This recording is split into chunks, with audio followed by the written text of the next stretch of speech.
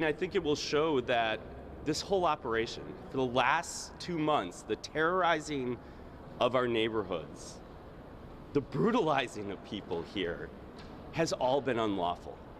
All of the tactics of Mr. Bavino, all of the tactics of ICE have been unlawful in the vast, vast majority of arrests.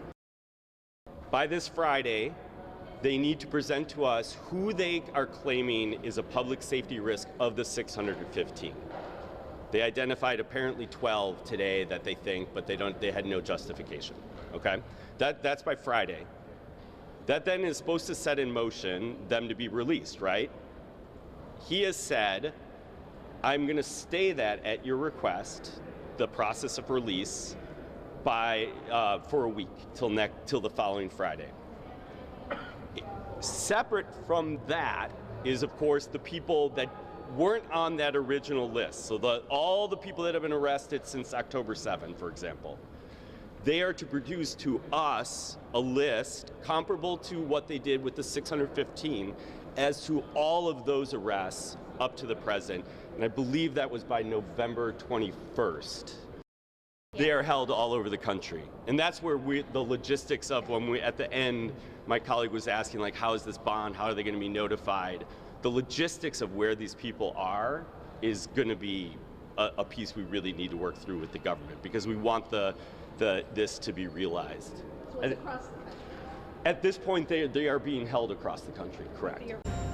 We have a live look for you over the city of Chicago this morning, where there will be an immigration ruling, one's expected at least later today. A federal judge is considering whether to release hundreds of illegal aliens back on the streets who were arrested as part of the immigration blitz in Chicago the past few months or so. The attorneys suing on behalf of the illegal aliens argue hundreds of people were arrested by federal agents in violation of a consent decree in place in the state.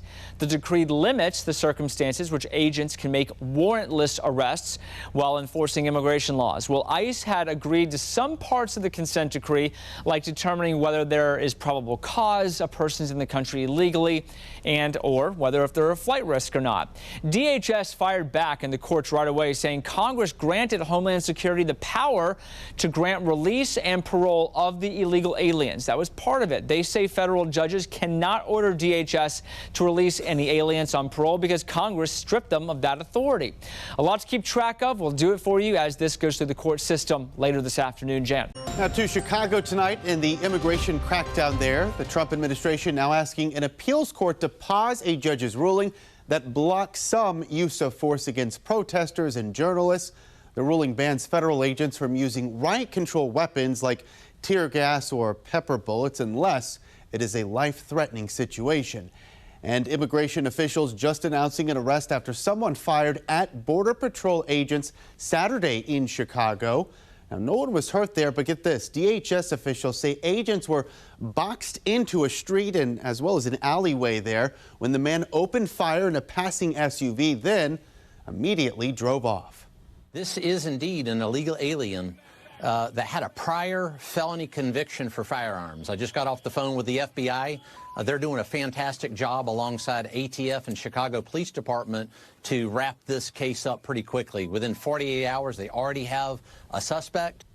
That shooting happening during a violent afternoon for federal agents in Chicago.